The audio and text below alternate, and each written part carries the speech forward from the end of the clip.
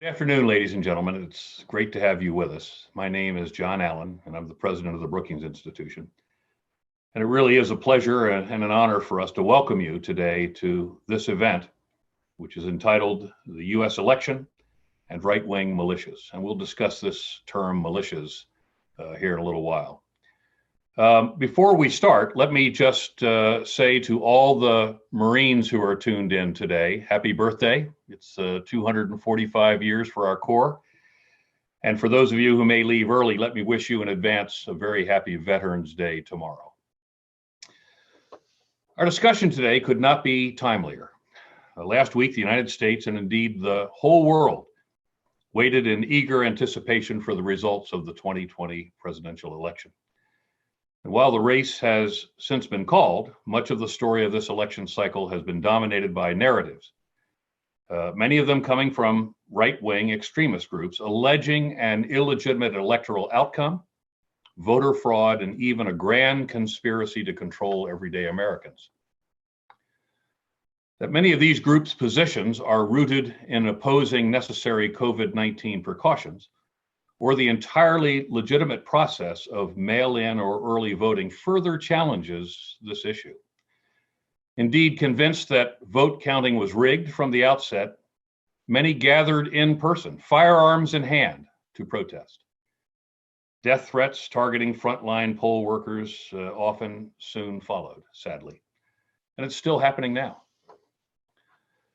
So such a phenomenon should come as no surprise. Violent right-wing ideology is in no way new in this country or around the world, yet it has gained significant traction in these past 5 years or so. Whether evidence from the horrible events in Charlottesville or the more recent attempted kidnapping plots against Governors Gretchen Whitmer and Ralph Northam, right-wing extremist groups have become a growing threat to national security. Now, recognizing the urgency of this issue, we at Brookings have decided to do our part. And following our own mission of always working to support the public good, are proud to announce today our newest project, the Brookings Initiative on Nonstate Armed Actors. Led by Brookings Senior Fellow Vanda Felbab-Brown, who will be joining us shortly, the initiative will harness Brookings' wide-ranging regional and functional expertise to study U.S. non-state armed actors and such right-wing militias, gangs, and organized crime groups, and enhance opportunities for comparative assessments and analysis along the way. Emphasizing field work, the initiative will also analyze trends both across the country and worldwide before recommending approaches for policymakers and decision makers. I could not be more pleased with the creation of this important initiative, and I really look forward to seeing the excellent work that Vanda and her colleagues will inevitably put together. So with that, let me introduce today's panel for this very important discussion at this very important moment. As mentioned, we have Senior Fellow Vanda Felbab-Brown joining us today, and Vanda is also the co-director of the Africa Security Initiative and the Brookings series on opioids, entitled The Opioid Crisis in America, Domestic and International Dimensions. Having worked and researched in countries all across the world, Vanda comes with a unique professional and academic expertise. So Vanda, welcome. We're so glad that you're able to be with us this morning. Next is our Senior Fellow, Dan Byman. With a focus on counterterrorism and the Middle East, Dan has over 20 years of experience, both in the intelligence community and in academia.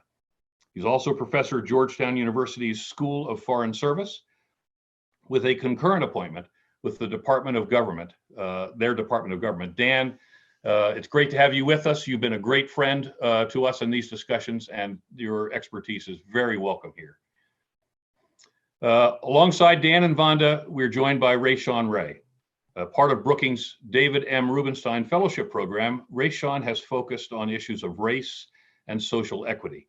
He's also the most recent co-author of How Families Matter, Simply Complicated Intersections of Race, Gender, and Work. And I'll tell you that Rashawn has been of enormous value to the public conversation about these many issues associated with race, justice, and equity in the last several months. So welcome, Rashawn. Thank you. And finally, and certainly not least, we have Mary McCord, who's a great friend of the Brookings Institution and who is the legal director of the Institute for Constitutional Advocacy and Protection and visiting professor of law at Georgetown University. Now, previously, Mary was acting Assistant Secretary General for the National Security Branch within the DOJ. And that was from 2016 to 2017, and was Principal Deputy Assistant Attorney General for the National Security Division from 2014 to 2016. And Mary, we thank you for your contributions to Brookings and to this larger conversation. It's great to have you with us, joining us again, and we really look forward to this conversation. Now, before we get started, let me just remind everyone that we're on the record. We'll be recording this session as well. It's being streamed. And I have a number of questions that I'll be asking the panel. We'll go till about 40 minutes into this conversation, at which point then we'll answer questions that can come in over chat. So with that, let's begin. I'm going to ask a question to the whole panel initially, and then we'll go through the individual panelists. And this is a bit complicated, not complicated, but it's a bit complex. So it's got two parts to it.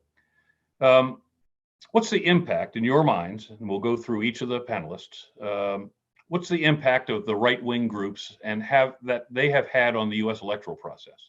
And the post-election period so far, what impact has they had on the rule of law and democracy in the United States more broadly? In that context, what are these groups' origins and who makes up their ranks? And what do you think that COVID has done in that respect with respect to amplifying these groups' efforts? So this is an important opening question. We're looking forward to getting everyone's views on this, and then we'll go to individual questions. So let me start with our director of this new initiative. Vanda, what are your thoughts on this, please? Well, thank you, John. Thank you for participating in the event, and thank you enormously for your extraordinary leadership at Brookings and the strong focus on what's happening in the United States. And I think it's really quite significant that in the United States, we are talking about the impact of armed groups, in this case, predominantly right-wing armed groups on US elections. This is a conversation that at Brookings we often have about our countries. And it is shocking and distressing to see that we are having it about the United States as well. Of course, the groups are not new. Many of them go back to the Vietnam era. Some of them go back to the 1990s. There are several streams of the groups that I will come to in a minute. Nonetheless, the impact could have been much worse than what we have actually seen. So we have seen active efforts to intimidate both voters and election officials. Nonetheless, fortunately, for several reasons, including work of Mary McCord, that I'm delighted is part of the panel, as well as law enforcement officials and state-level electoral officials, the threats have mostly been limited. So we saw so-called Trump trains gathering at early voting stations and places where people felt with arms sometimes, where people felt intimidated. In places like Florida and Texas, police departments had to deploy deputies so that people felt comfortable to join in the early voting system. We have also seen other efforts, such as robocalls, that have been attributed to some of these groups, threatening voters who might vote through the mailed-in process, that voting by mail will result in them being subject to financial investigation, debt collections, and other similar threats. There have been some instances where we also saw threats against the polling station. In North Dakota, for example, there was an alleged bomb attack, and in Pennsylvania during the count, there was also an alleged bomb attack. In North Dakota, this resulted in the arrest of the individual that issued the threat. So things have been much more worse than they have been, but nonetheless, it's significant that we are even at this level. Now, by and large, the groups have coalesced around support for outgoing President Donald Trump. That is significant, and it relates to the origins as well as to the politics of the past 4 years. So when we talk about these right-wing groups and whether the term militia applies or not, many of them use the term militia themselves. Of course, as Mary will probably explain further, by US laws, there is only one legally recognized militia, and that's the National Guard in the United States today. But nonetheless, in a much broader sense, the term militia is applied both to groups that generate and purport to work on behalf of the state or law enforcement, or in fact, even groups that oppose the state and resort to violence. And we are seeing both strands here. So what are some of the origins of the groups? Well, one streak are white supremacy neo-Nazi groups.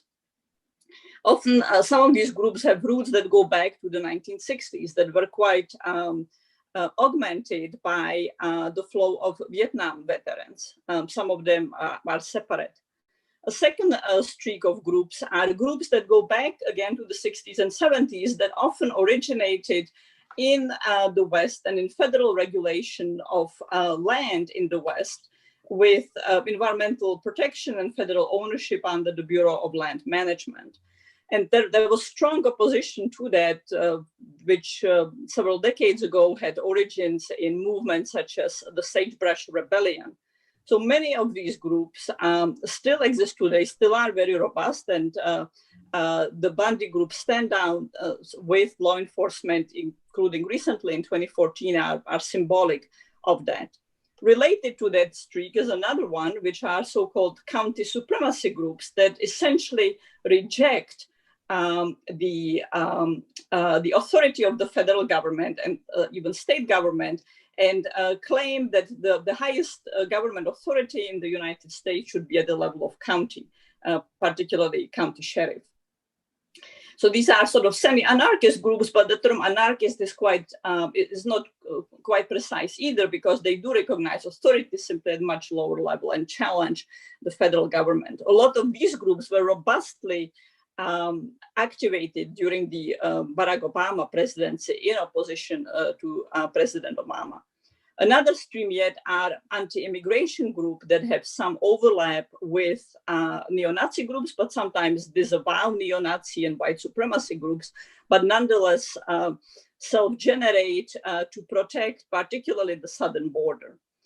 And so here I come to some of the complexities where, on the one hand, many of these groups reject the authority of the federal government and authority of police and law enforcement institutions. And we have seen systematic attacks over the past several months, certainly during the entire COVID era, on police and law enforcement officers. But at the same time, they also try to recruit from them. And so the last strand of groups that I want to mention, but not the last strand of these groups, simply the one I want to highlight for the purpose of this conversation, are in fact self-styled groups that purport to work on behalf of law enforcement, whether it's to protect property against looting, against alleged imaginary or real Antifa threats, or against law enforcement or against COVID lockdown. So these would be groups like the 3% of Oath Keepers, who often seek to actively recruit from law enforcement and from the military.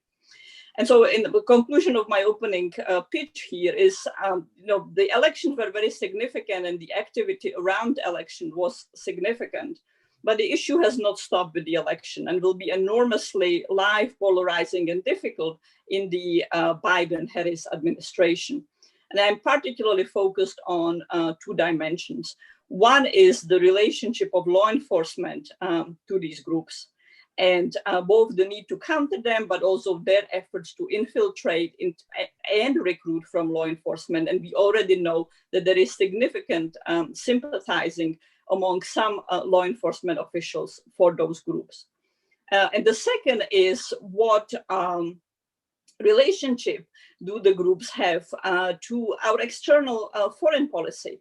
Many of them, as I mentioned, were the outcome of the numbers of vets after Vietnam. But we are also seeing very active linkages between vets from the current wars in Iraq and Afghanistan and recruitment to these groups, including groups like Boogaloo Boys, Proud Boys that are most vehemently engaged in street brawls and who even speak about instigating perhaps a civil war or preparing for a civil war that would come.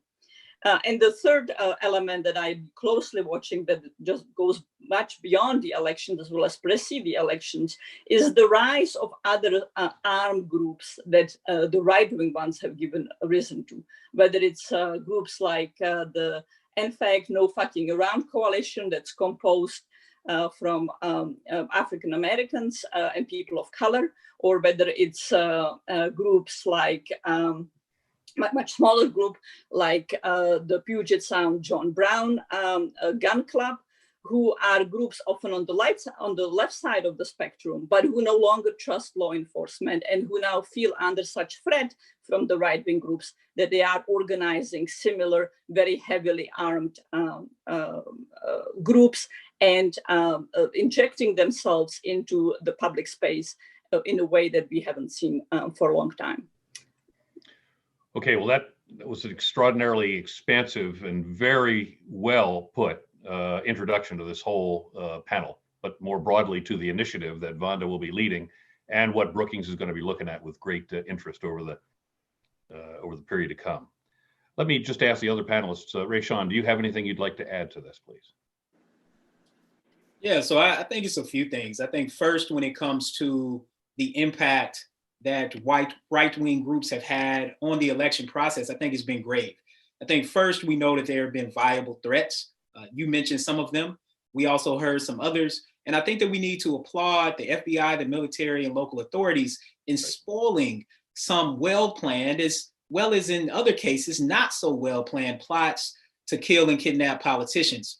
Second, and I think this is a big one, is beyond what we see happening on the ground around the viable threats, with that being guns and other sorts of things. The impact that right-wing groups have had on communication, modes of communication, and the impact as it relates to social media in reconstructing echo chambers is something that should really concern us. Not only is it about shifting conservatives farther right, but also it's about shifting progressives away from moderate Democrats. And I think we've seen that in the election, particularly locally, that social media has been used to mobilize people, oftentimes with miscommunication, and oftentimes targeting specific groups, whether that be targeting Latinos in Florida, whether that be targeting Blacks more nationally. And I think part of highlighting this is we cannot detach what happened in places like Kenosha, Wisconsin, where a person who seemed to be motivated by these narratives went in and killed someone at a Black Lives Matter protest. And with that being said, oftentimes I hear people try to compare these right-wing type of incidents, domestic terrorist incidents, with Black Lives Matter protests. And there was a large report that came out earlier this year showing that over 90% of Black Lives Matter protests were nonviolent. Now, that doesn't mean we shouldn't look at the 7 or 8% that were violent. Obviously, we should. But it's important that people recognize that disparity based on what they know and compare that to what we know about domestic terrorism, which you know, General Allen, from the report that you did with the Department of Homeland Security, that about 75% of all domestic terrorist acts are committed by right-wing extremists, and 75% of those are committed by white nationalists and white supremacists. So even in talking about right-wing extremism, we have to be sure that we create a separation there in terms of what's going on. And finally, COVID-19 actually has amplified these efforts. So Rebecca Shankman and I, throughout the pandemic, we were examining COVID-19 anti-lockdown protests. And we found that these protests were overwhelmingly occurring in Democratic ran states, as well as battleground states. And the impact they had, if not necessarily on elections, but also in terms of policy in states like Michigan, Virginia, Ohio, North Carolina, and Wisconsin.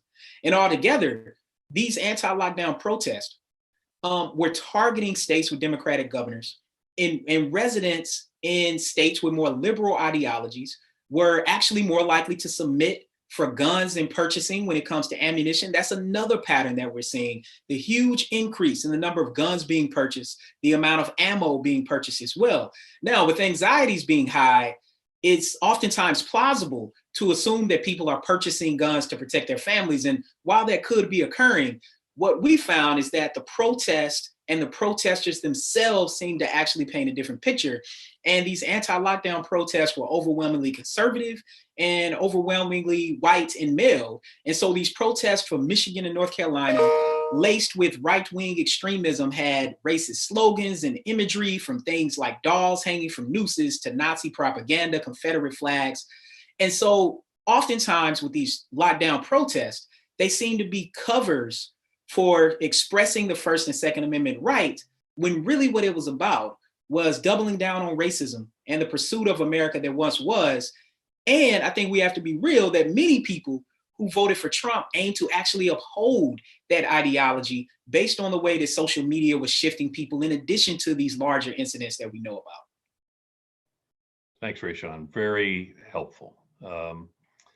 Mary, let's come to you, please. Your thoughts, please. Sure, I would really echo everything that's been said and home in on a couple of points.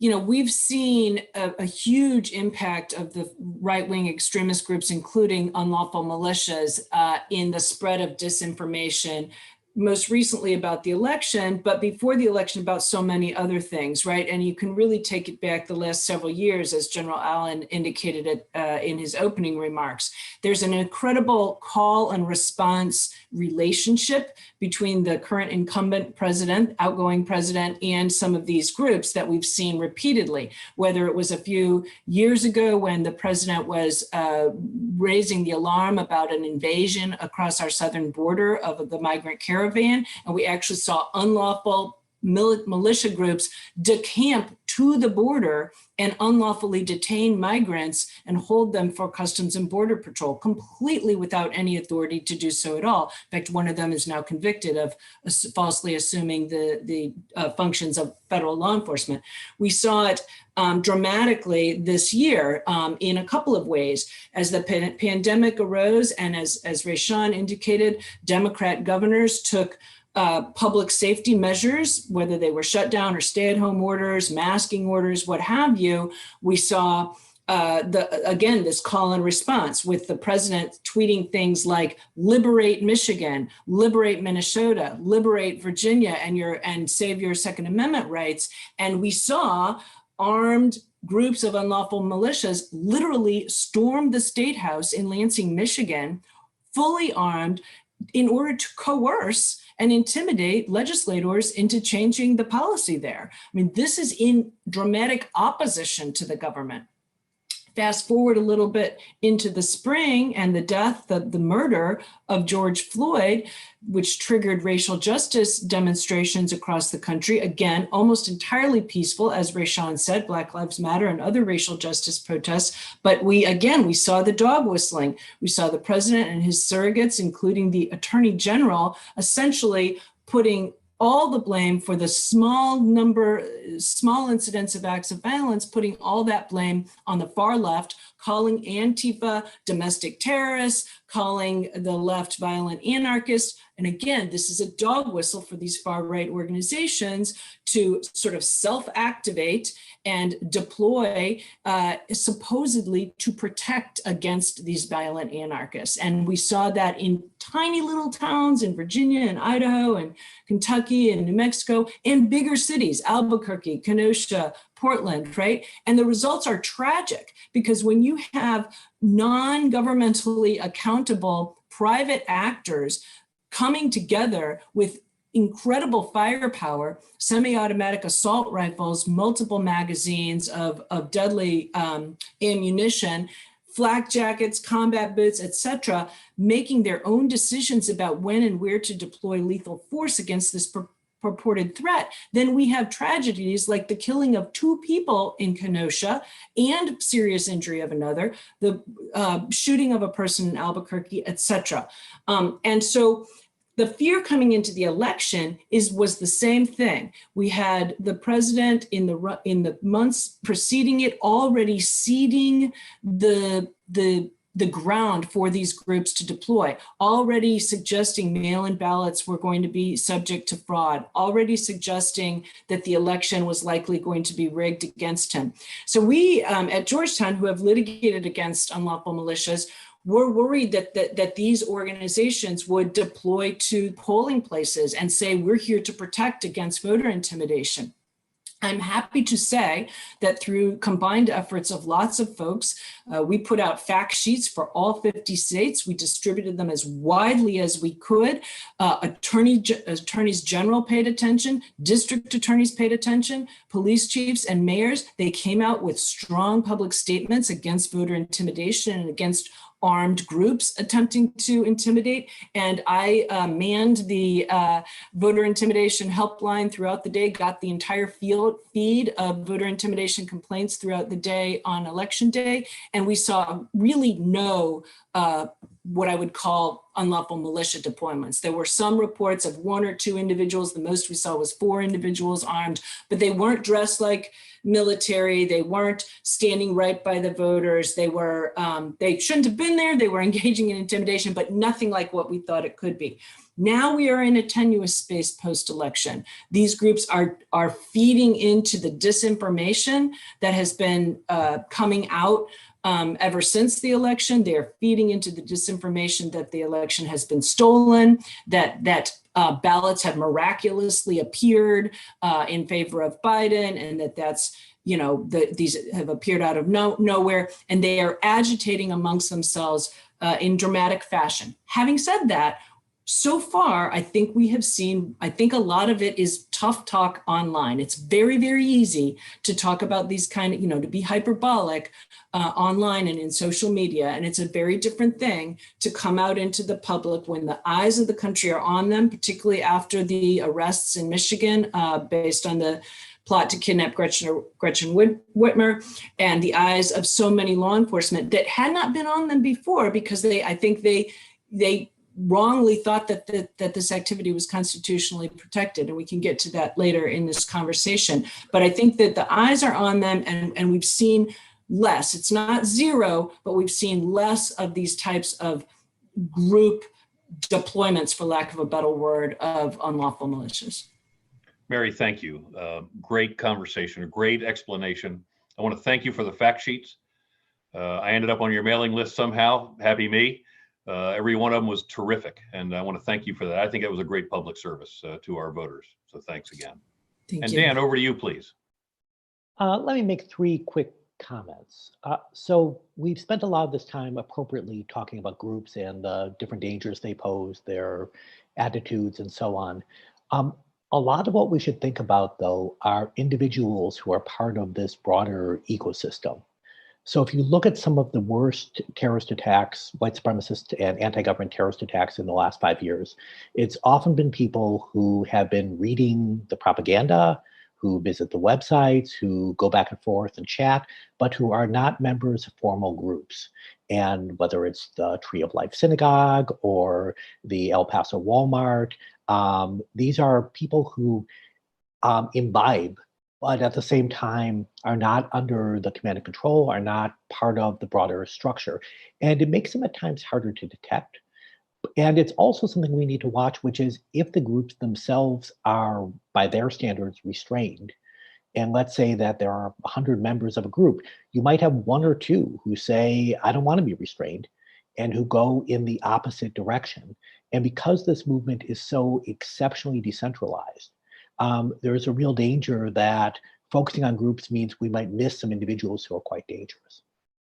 A second point I'd like to make is about the internet very broadly. Because of COVID, many Americans are just spending a lot more time on the internet, right? Where many people here in this Zoom webinar who might otherwise be out and about, who are in their homes. And so a lot of the discourse is on the internet. And I really want to emphasize Mary's point, which is it's really easy to talk big on the internet. But also one thing that the groups themselves at times don't fully appreciate is just how vulnerable they are on the internet if law enforcement has sufficient reason to investigate. That this is an incredible record of their activities, their thoughts, they often incriminate themselves, and very importantly, they often reveal other members of the network. So if you look at the trial records and the evidence records again and again from these trials, you show that these groups, they exploit the internet, and that's very dangerous. But at the same time, the internet is really a double-edged sword and used against them in a very dangerous way.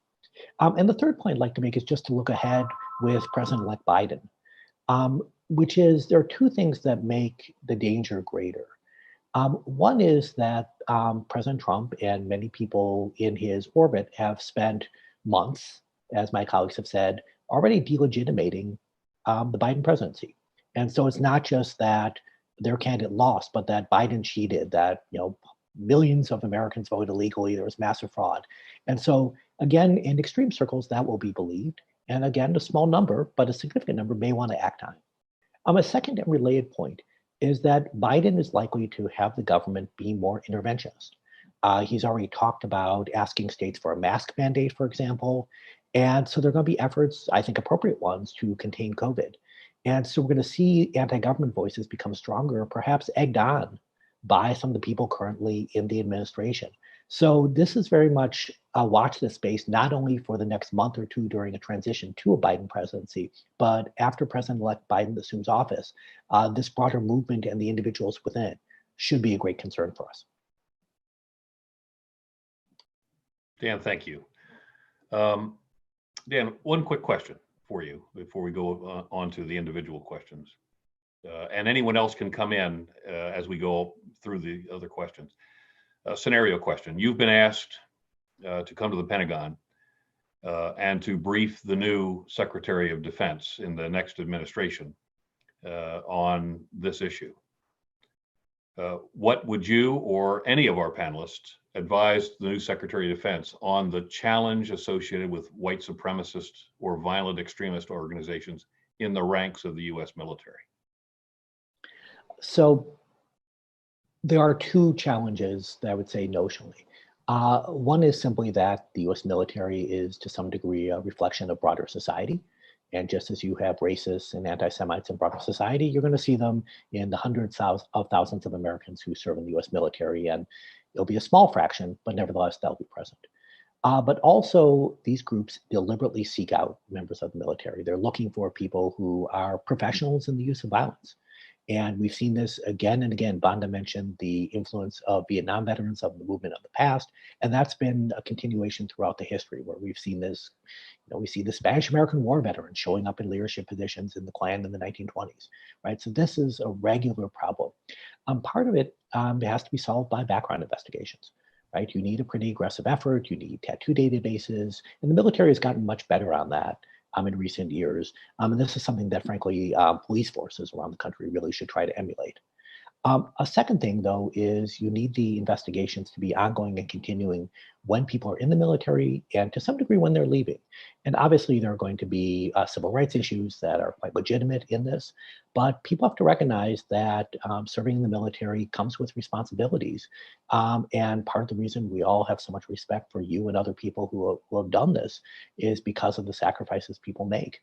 And one of those sacrifices has to be some sense that there are certain political beliefs that are simply off limits because they cause such damage. They cause damage within the military to unit cohesion, but also they pose a grave risk to society. So because this danger has grown and because this community is particularly vulnerable, I think a lot more has to be done both on the monitoring and disrupting. Thank you. Anyone else want to offer a view? John, if I could come in, endorsing everything that Dan said, and perhaps emphasizing that there is also real need to think about how veterans feed and end up in the groups from the perspective of support for veterans. There needs to become much more of a systematic and recognized issue. Where on the one hand, as Dan said, the groups actively seek out former military and also current military and former and current law enforcement officials. But if one reads the individual profiles of people who end up, for example, in the anti-immigration border, self-styled border patrol supplement forces, many of them say they are looking for purpose, that what the battlefield has brought was both the trauma, but also a sense of collegiality and real inability to integrate into society, which the self-styled groups, the self-defense groups then present as opportunities. And so there is real need to focus, if I might use the term de-radicalization, or better yet, much better support for veterans so they don't end up there. But we also need to think about the individuals who are already part of the self-defense group. And again, I use the term de-radicalization. How do we preserve their rights to associate and whatever Second Amendment gun carry protections there are, without that translating into what, in my view, is one of the most severe threats to rule of law in this country. Thank you, Vanda. Thank you, Dan. That was terrific. Mary, let me come to you with a specific question. And if you want to come in on this one, please don't hesitate. Is there a legal standing that right-wing militias have to exist or to operate in the United States? And what are the legal thresholds and hurdles that we face in naming them white supremacists and even domestic terror? I mean, those names are really electric, and they really attract a lot of attention, and they can really alienate people that may not, in fact, be that extreme. They may just be radicalized. That's the difference between the two. What are your thoughts on that, please?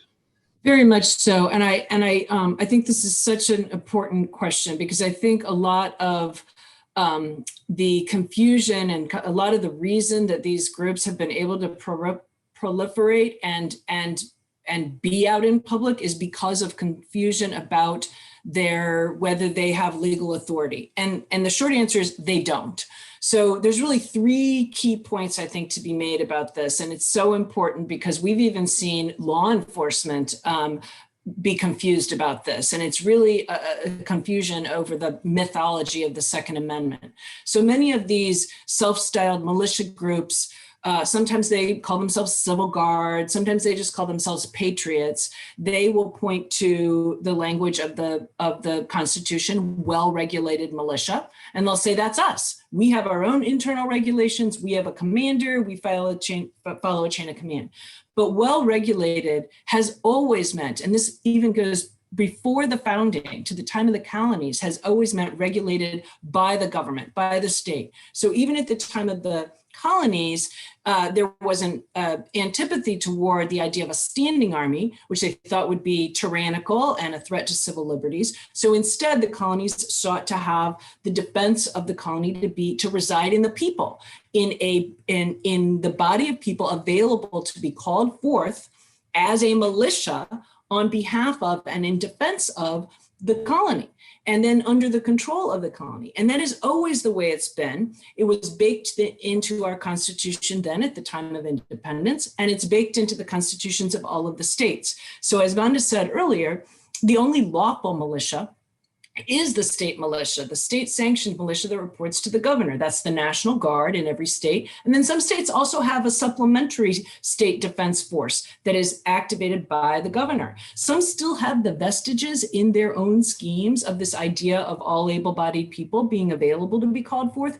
but only the governor can call them forth. And when so called forth, they report up through the governor. So there's no authority under federal or state law for private groups of individuals to organize together while armed and convey, a sense of authority over others, purport to, direct others around or have any responsibility for protecting or defending. Second is that they will point to the Second Amendment as interpreted by the Supreme Court in 2008 to protect an individual right to bear arms for self-defense. They'll say, take that individual right to bear arms, put it in combination with an open carry state, that's our authority to exist. But the one thing the Supreme Court has been very, very clear about for over 120 years is that the Second Amendment does not protect private militia or private paramilitary organizations. So as far back as 1886, the Supreme Court upheld against a constitutional challenge a state statute that continues to this day to exist on the books of 29 states that bars bodies of men from associating together as military units or parading or drilling in public with firearms. And think about this, these statutes date to just post-Civil War Reconstruction, when it's only logical the last thing that any state wanted to deal with was a rogue militia threatening its authority. The Supreme Court held in 1886 that it had to be okay for states. They thought it was without question, in fact, for states to be able to prohibit paramilitary organizations in order to protect public safety, peace, and good order. And in 2008, when Justice Scalia wrote for the majority in the case that did hold that the Second Amendment protects an individual right to bear arms for self-defense, he pointedly contrasted that with paramilitary organizations, reiterated the holding from 1886, and said no one was even arguing that paramilitary organizations should be protected, and in fact, they're not. And then we know every state, the third point, we know every state does in fact prohibit them, either through their comprehensive schemes by which they regulate the militia, and the militia is only has to be answerable to the governor, and through criminal statutes, such as the one upheld in 1886, and other criminal statutes that bar paramilitary activity. So, they don't have legal standing. To the extent they want to, groups want to, practice firearms training on private property on the weekends and not interface with the public, they don't really present a public safety threat. But when they come out in public and they engage in this interfacing with the public, that's where they are engaging in unlawful and unauthorized activity, and they present a threat. Now, to your point about white supremacist or far-right leanings, there's no question, and I think this came up in Vanda's opening remarks, that there are unlawful militias across a political spectrum. There are many fewer on the left, but they exist. There are straight-up anarchist organizations that would say they don't really associate ideologically with the right or left. There are accelerationist organizations that are agitating for a civil war, that are really the ones I would say are the most terrorist organizations. The bulk are these right-wing organizations that oftentimes, again, use that label patriot, saying that they exist to protect and defend constitutional rights. But of course, it's constitutional rights under their interpretation of the Constitution, which may or may not have any basis in text, history, or Supreme Court precedent. These are the groups that I don't think it's correct to call them all terrorists. I don't think they all are scheming anything as evil as what we saw the scheme to kidnap Governor Whitmer. But their ideology and their means of executing on that through this usurpation of legitimate law enforcement and legitimate militia authority is extremely dangerous to public safety and national security. And that's why this is something we do have to take seriously, and more states' attorney generals and certainly the FBI and state law enforcement are, I think, we're course correcting here on what is constitutionally protected and what is not. And I think we're going to see a lot more scrutiny of these organizations, enforcement actions being taken. Great, Mary, thanks. That gives us a really important legal context. And the whole idea of the official duly regulated militia is a great tradition in the United States, but it is official and it's regulated. I had an ancestor in the 1700s in the Shenandoah Valley who spent several days in jail and had to pay a fine of a cow because he failed to make the musters for the regulated militia. So, I'm a descendant of that tradition. Let's go to Dan for a moment. Dan, we have this issue that we're dealing with in the United States about extremist elements and right-wing militias. Can you talk a little bit about the foreign nature of this? What do we see this look like overseas? And in particular, what does it look like in Europe? So in Europe, we're seeing a mingling of some of the ideas from the United States, as well as many that are, I'll say, more rooted in the European tradition. So ideas such as white genocide that really had kind of strong intellectual roots in the United States show up in Europe. And at the same time, there are people like Anders Behring Breivik, who killed 77 people in Norway in 2011, who becomes a hero in the United States. So the distinctions we used to make between over there and over here are diminished. They're not gone, but they're diminished. In Europe, the anti-government tendency is lower than in the United States. There's less of a libertarian tradition and that kind of, small communities that are very resistant to government authority. It's just less of a thing in Europe. But the white supremacist trend is very strong. It tends to manifest in Europe primarily against immigrants, and those could be immigrants from the Middle East, it could be immigrants from South Asia, from Africa, and the specifics will vary depending on the country in question. It could be people from Turkey or Kurdish community in Germany, South Asian in the UK. But a big distinction, I would say, between Europe and the United States is the amount of weaponry available to the citizenry. Right. The idea of, any citizen being able to have their own AR-15 is something completely alien to the European tradition. And as it shows up regularly in violence. Europe has tons of violence against immigrants, but it tends to be assaults, it tends to be beatings, it tends to be truly horrible things, but different from the kind of mass shootings that are more common in the United States. So we see stabbings on a regular basis. We see things that, do kill people and do cause permanent harm, but that scale of weaponry is simply lacking.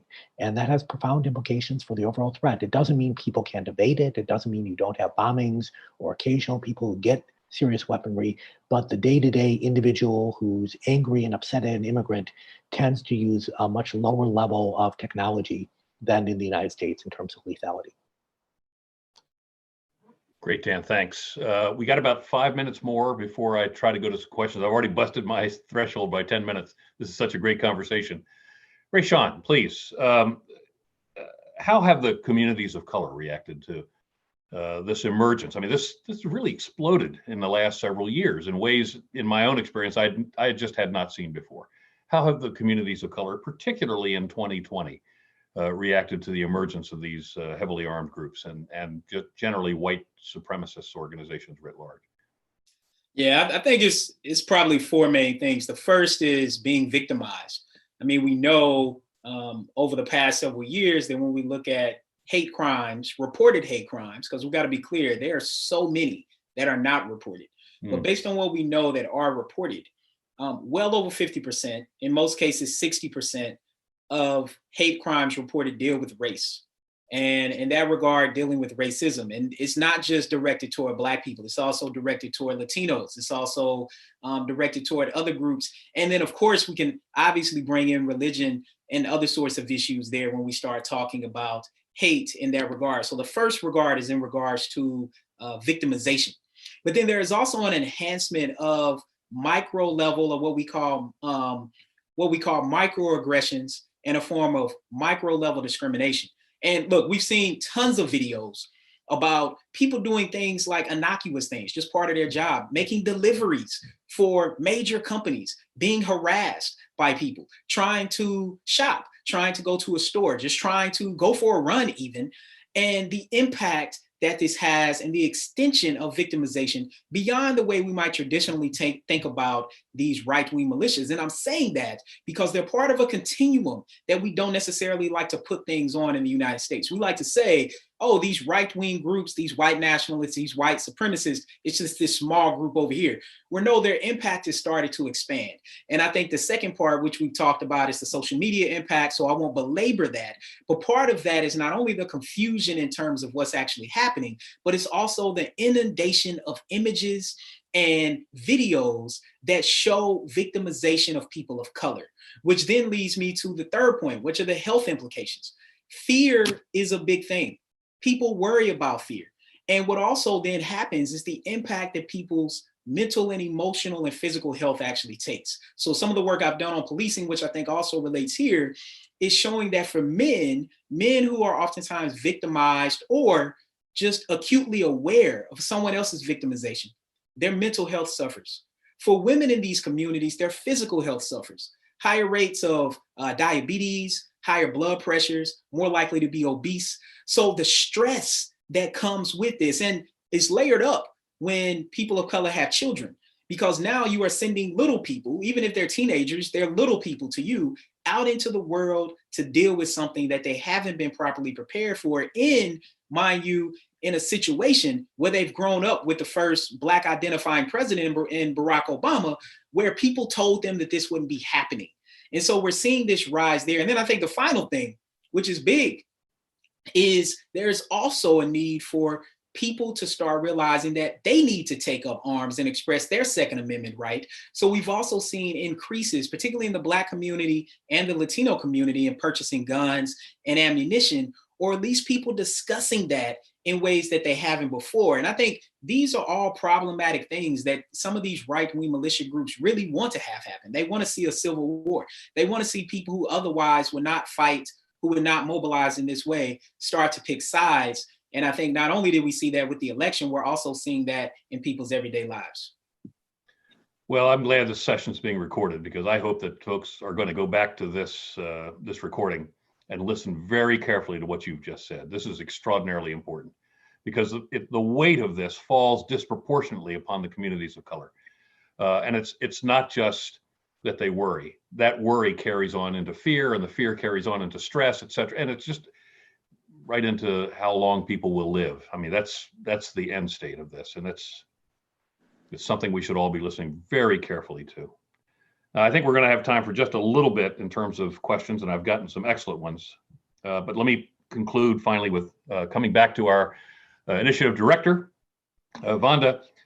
In your field work, how do these groups compare or interact with other extremist groups, or even the transnational criminal networks that we know are so prominent, but often very low on the horizon in terms of visibility elsewhere in the world? You've done a lot of this kind of work. How do we see the intersections, and what does that mean? Well, let me start, John, by answering, as I have said before, that to me, the rise of this group is more frightening and threatening to US rule of law and democracy than the presence of organized crime groups in the United States. Why do I say that? For two reasons on which we have already touched. One is the ambivalence and slowness of particularly county-level law enforcement officials in some jurisdictions in responding to the threat. Mary has done extraordinarily important work in exposing the illegality of the groups that provides opportunities for enforcement. But opportunities for enforcement need to be matched by will to enforce. And I'm absolutely certain that there are very many excellent law enforcement officers highly committed to rule of law and democracy, and I have great respect for such officers. But this comes into the forefront at the time where there is a highly contested debate about how to properly reform law enforcement in the United States to get away from excessive brutality, excessive reliance on lethal force, disproportionate targeting of communities. So it's clear that there is a fundamental need to rebuild trust between law enforcement and communities, particularly minority communities. But this is taking place at the same time where the right-wing groups have many feeders to law enforcement communities, have extensive relations, and are actively attempting to court them. This is not fully new. It goes back decades. It's hardly new. And in prior investigation, very important investigations by the FBI, for example, there was often quite a bit of pussyfooting and reluctance to go deep into investigations when it was shown that these right-wing groups have connections to local law enforcement, whether with groups that are most directly associated with them, like Oath Keepers and 3%ers or others. So we need to get away from that. The second element that gives me real concern is the very deliberate decision by the groups to cultivate political capital, both by providing public or semi-public services, such as very benevolent relief in floods. I highly applaud anyone who does commit to public services in terms of emergencies, but this is very clearly motivated to build support for other political agenda, including potentially a violent agenda. And there is also an effort to reach out to businesses that we have seen multiple incidents or multiple events of that, with the groups showing up at businesses and saying, don't comply with COVID lockdown regulations, don't comply with masks, we will protect you, we'll keep the business open. So I fear this effort to build political capital with disgruntled population in the context of high polarization. And there is also the political dimension. Mary spoke about the disastrous, corrosive, and enormously dangerous role that President Trump has had in egging on and positively encouraging implicitly or explicitly the militia, such as in the Virginia demonstrations. But we are seeing linkages with officials across the country, whether it's county sheriffs in Idaho with members of militias becoming elected officials, or militias reaching out to county officials. For example, in Virginia, there is extensive effort by various militias to reach out to county officials. So it is these political dimensions and political capital that give me the greatest sense of vulnerability that needs to be very diligently countered. Across the world, there is one lesson. When self-defense forces, militias emerge, they are extraordinarily hard to roll back. And often the system to roll them back is to enroll them into the military or the police. That's not what we want to see in the United States. We want to see the opposite. Right. So it's very hard to deal with them, and anymore allowing them to grow and mushroom just magnifies the difficulties in controlling the situation. Vanda, that's great. And I think Dan and I will, many of you on the screen would recognize in the context of transnational criminal networks, that these types of individuals, ISIL, Al-Qaeda, international terrorist organizations often ride the superhighway of the transnational criminal networks themselves. So there's a symbiosis there that that's worth our taking a look at. The next one of these, Vanda, that you permit us to have. We've got very little time left. Let me just check my time here. We've got about 4 minutes. I want to ask one question that has two parts, and this is a speed round. So first, and we'll go, Rashawn, to you, but the question is it time for us to consider a domestic terror designation? Now, we have the foreign terrorist designation. Is it time for us to have a companion domestic terror designation? And how do we understand how these groups are financed?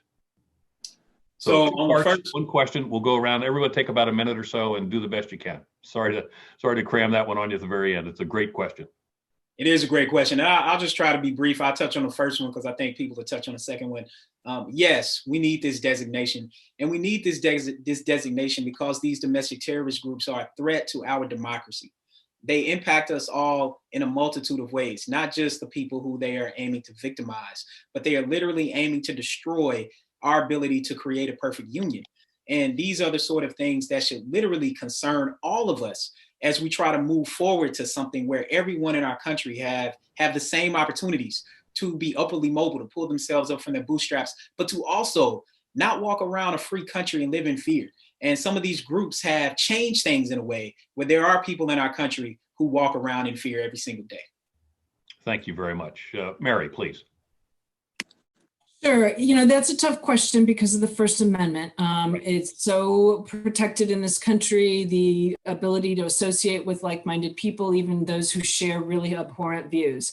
I will say when you look at groups, though, like the group that was plotting the kidnapping of Governor Whitmer, as well as the overthrow of other state governments, when you look at groups like the Base, some of whose members have been arrested, who are existing solely to start a civil war, and with the end result, they hope to be the creation of a white ethno-state. I mean, this sounds just like ISIS, General Allen. It's like a page out of their playbook. There's no question that there are organizations that would meet the criteria for a foreign terrorist organization designation if they were foreign. And so I do think it's something that needs to be studied. It is tough because of the First Amendment, but there are other things to be studied too. A more generally applicable domestic terrorism statute, potentially some federal clear criminal prohibitions on unlawful, unauthorized militia activity. So I think there are other things we can look at to try to home in on this problem and combat this threat. Thank you. Dan, about a minute, please. Let me take on the funding. So we can go to a lot of very elaborate things, right? Some use crypto, and some use YouTube contributions and so on. But for the vast majority of these groups, they don't have significant funding. right? And that's a tremendous vulnerability for them. The fact that many have to use these elaborate mechanisms actually is a sign of desperation, not a sign of success. They've had further problems because of regular lawsuits, which have impoverished many of the larger organizations and really taken them out of business. Often their members go to jail and they have questions on, do they bail them out? Do they pay for legal costs? So the money is a huge and constant issue. And one thing that tech companies have done a much better job on is taking down the financial mechanisms for these groups. So we've seen PayPal and similar organizations really go after it. So there's been a better effort. I would only caveat by saying, I wouldn't say there's been a concerted effort. I think that a lot of good actors have been doing a good job, but there's less coordination than we should see, and this is less comprehensive than I'd like to see. And as we all know from our respective counter and anti-terrorism efforts, the finances both breathe oxygen into the groups themselves, but they're also huge vulnerabilities for the groups when the time comes to begin to go after them. Vanda, let me give you a very short final comment, and then we'll close it up. Well, I would add to the financial and financing issues, the possible implication of an effort by this group to start financing through organized crime. And this goes, John, back to your prior comment about the nexus. We haven't seen the nexus to be robust, including for many reasons I don't have time to get to, but there is certainly the possibility that there will be exploration of financing, for example, through opioid distribution. So something to keep attention to. And I would like to make one comment about the terrorist designation to link to how we respond. So the law enforcement response is very important, but so is thinking about how to de-radicalize, rehabilitate, and integrate. What we know from terrorist designations around the world is that they often preclude any kind of possibility of any restorative engagement, any kind of reintegration. Once a group is labeled, often US and international legal system means that there cannot be even protection, even provision of efforts to rehabilitate them in any way. Just any kind of support becomes material support. And we see this is an enormous problems from Afghanistan to Colombia, to Nigeria, to Somalia. So if we move toward domestic terrorism designations and legislation, we really want to avoid the problem of then having to rely solely on imprisonment. And once imprisonment ends, right. What then? That's right. Single sanction outcomes is we know that just doesn't work. Well, ladies and gentlemen who joined us today, I want to thank you all for your time. My apologies for going over. I broke my own rule, but this was a great discussion, a really important discussion. And Mary, Dan, Rashawn, thank you for your expert input. It's always very welcome here, and we truly value every occasion where we can get you on a Brookings platform to help us to better understand these difficult issues. And to Vanda, congratulations. Thank you for organizing this panel today. Congratulations on the new Brookings initiative on non-state armed actors. We all have great expectations for how you'll help us to shine a light on these difficult groups and the issues that they create. So ladies and gentlemen, thank you again very much for tuning in. This will be online once it's processed, and we wish you good health and safety going forward. Thank you very much, and good day. Thanks for watching. Be sure to like and subscribe for more videos from Brookings.